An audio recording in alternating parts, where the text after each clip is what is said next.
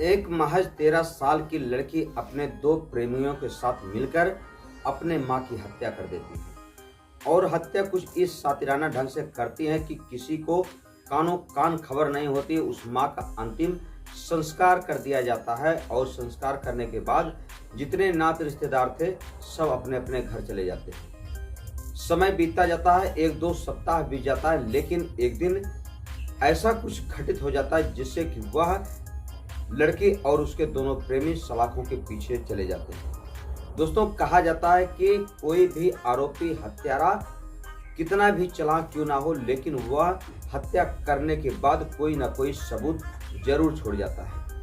आज की कहानी जब आप सुनेंगे तो आपका भी रिश्तों पर से विश्वास उड़ जाएगा, क्योंकि आज की कहानी जो है बहुत ही दर्दनाक है, बहुत ही कष्टदायक है। दोस्तों, जो लड़की अपनी मां की हत्या अपने दो प्रेमियों को साथ मिलकर करते हैं, उस मां ने उस लड़की के लिए बहुत बड़ा बलिदान किया था। दरअसल वह एक लड़की झाड़ियों में किसी मां ने उसको पैदा करके फेंक दिया था। वह मां उसको ला करके उठाती है, उसकी परवरिश करती है।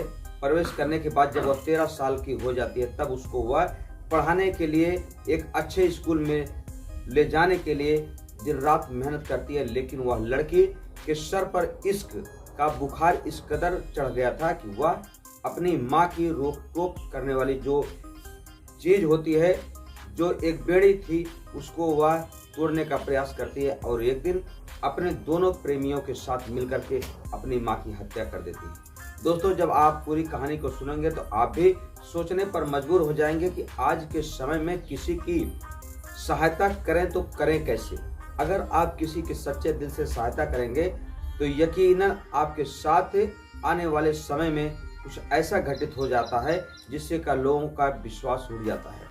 दोस्तों, वीडियो को आप स्किप ना करें, पूरी वीडियो को देखें और समझें और कमेंट बॉक्स में अपनी राय अवश्य भेजें।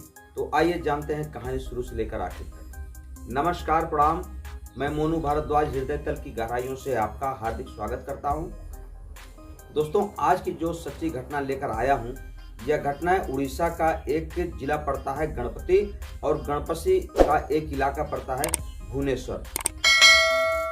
दोस्तों, भुवनेश्वर में 28 अप्रैल 2025 को एक महिला का दिल का दौरा पड़ता है और वह महिला इस दुनिया को छोड़ करके चली जाती है। 29 अप्रैल को सारे नात रिश्तेदार आते हैं और आने के बाद उस महिला का जो अंतिम दाह संस्कार होता है, क्रिया कर्म होता है, कर्मकांड होता है, सब किया जाता है और सब नात रिश्तेदार अपने अपने घर चले जाते हैं। दरअसल वह जो महिला होती है, उस महिला का नाम होता है राजलक्ष्मी और उसकी एक 13 साल की बेटी होती है जिसका नाम था अनाया।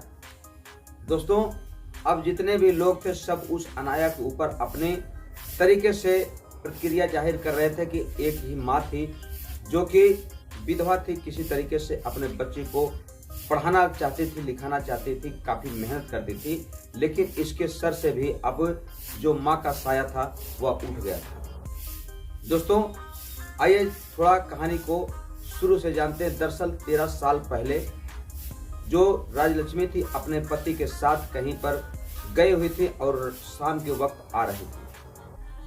तभी देखते हैं कि झाड़ियों के बीच में कोई बच्ची के रोने की आवाज आ रही है। तो वह अपने पति से कहते हैं कि जरा रुकिए, ऐसा मुझे प्रतीत होता है जैसे कोई बच्चा रो रहा है। दोस्तों, जब वह झाड़ियों के बीच में जाकर देखते हैं तो वहां पर एक नवजात बच्ची शिशु थी जो कि एक बेटी थी, एक बच्ची थी। वह माँ उस बेटी को उठाती है और अपने गले से लगा करके कहती है कि हे ईश्वर, मुझे कोई संतान आपने नहीं दिया था, लगता है इस लड़की के रूप में आपने मुझे माँ बनाने का सौभाग्य दे दिया। दोस्तों, वह अनाया को अपने घर, उस बाद में उस लड़की का नाम अनाया रखा जाता है, उस लड़की को अपने घर लाती है राजलक्ष्मी और बड़े प्यार से दोनों पति पत्नी उस लड़की को पालते हैं। लेकिन एक दिन बीमारी के चलते जो राजलक्ष्मी थे उनके पति की मृत्यु हो जाती है। मृत्यु हो जाने के बाद अब यह जो राजलक्ष्मी थी अपनी बेटी की परवरिश करने के लिए जितोड़ मेहनत कर रही थी। तभी इनको ख्याल आता है कि गांव में रहकर मैं अपनी बेटी की अच्छी शिक्षा दीक्षा नहीं करा पाऊंगी। इस नाते इन्होंने उड़ीसा का एक जो गणपति जिला है और गणपति जिला के भुवनेश्वर में जाने का इन्होंने फैसला किया। लेकिन 29 अप्रैल को जब इस राजलक्ष्मी की मृत्यु होने के बाद अंतिम दाह संस्कार कर दिया जाता है, तब जो अनाया लड़की थी वह अपने बड़े मामा शिव प्रसाद मिश्रा के साथ उनके घर चली जाती है। बड़े मामा कहते हैं कि बिटिया अब तुम करोगी क्या, मेरी बहन भी नहीं रही, तुम किसी तरीके से चलो, मैं जैसे सब बच्चियों को पाल रहा हूँ उसी तरीके से तुमको भी पालूंगा पोसूंगा। अनाया अपने मामा के साथ चली जाती है और एक दिन ऐसा आता है कि अनाया कहती है कि मामा मैं अपने रूम पर जा रही हूँ, जो मेरा रूम है भुवनेश्वर में, वहाँ पर मेरे कुछ ज़रूरी डॉक्यूमेंट हैं, कुछ कागजात हैं, किताबें हैं, मैं जा रही हूँ, शाम तक वापस चली आऊँगी। लेकिन जब धीरे धीरे शाम का वक्त हो जाता है, मामा को अपनी भांजी की फिक्र होने लगती है, तब वह अपनी भांजी का फ़ोन लगाते हैं। लेकिन कहा जाता है कि कभी कभी जो कुदरत का करिश्मा होता है, ऐसा होता है कि लोग समझ नहीं पाते और उनके साथ घटित हो जाता है। अनाया जो थी अपना फ़ोन दरअसल उस दिन बड़े चालाकी के मारे, क्योंकि वह अपने प्रेमियों से मिलने जा रही थी, वह अपने घर पर छोड़कर चली जाती है। मामा उस फोन को उठाता है, तभी वह इंस्टाग्राम चेक करने लगता है। तभी देखता है कि मेरी जो भांजी है इसमें 2 लोगों से चैटिंग की हुई है, और जब चैटिंग को वह देखता है तो उसके पैरों से जमीन खिसक जाती है। दरअसल उस चैटिंग से पता लगता है कि जो मेरी बहन राजलक्ष्मी है वह मरी नहीं बल्कि उसकी हत्या की गई है। वह पूरी चैटिंग पढ़ता है और तुरंत भागते भागते जाता है जो परला खेमुंडी थाना है, वहाँ पर जाके वहाँ के जो थानेदार महोदय हैं, कोतवाल साहब हैं, पूरा चैटिंग उनको दिखाती है। और दिखाने के बाद वह कहता है कि सर मेरी बहन को न्याय दे दीजिए। पुलिस की जो टीम थी तुरंत सतर्कता बरतती है और वो 2 जो लड़के थे, जिसमें एक का नाम था गणेश और एक का नाम था दिनेश साहू। दोस्तों 14 मई की बात है, जब वह लड़की अपने घर से जिस दिन निकली थी, तभी गणेश और दिनेश साहू को पुलिस फ़ोन करती है उस चैटिंग के माध्यम से नंबर निकाल करके, और वह दोनों अपना लोकेशन बता देते हैं। पुलिस तुरंत उन दोनों को जाके गिरफ्तार करती है। गिरफ्तार करने के बाद उस लड़की को भी गिरफ्तार करती है और गिरफ्तार करने के बाद तीनों को थाने पर ले जाया जाता है। थाने पर जैसे वह तीनों आते हैं तब उस बच्ची से पूछा जाता है कि अब तुम बताओ कि तुमने अपनी माँ की हत्या क्यों की। तब वह बताती है कि दरअसल जो मेरी माँ थी, मेरे दोनों आशिकों के साथ मुझसे मिलने से रोक टोक करती थी और यह बात मुझे काफ़ी ज़्यादा खराब लगती थी। तभी एक दिन मेरे दिमाग में एक ख्याल आता है, क्यों ना मैं अपनी माँ की हत्या कर दूं। जब मेरी माँ नहीं रहेगी तो मुझे कोई रोकने और टोकने वाला नहीं रहेगा।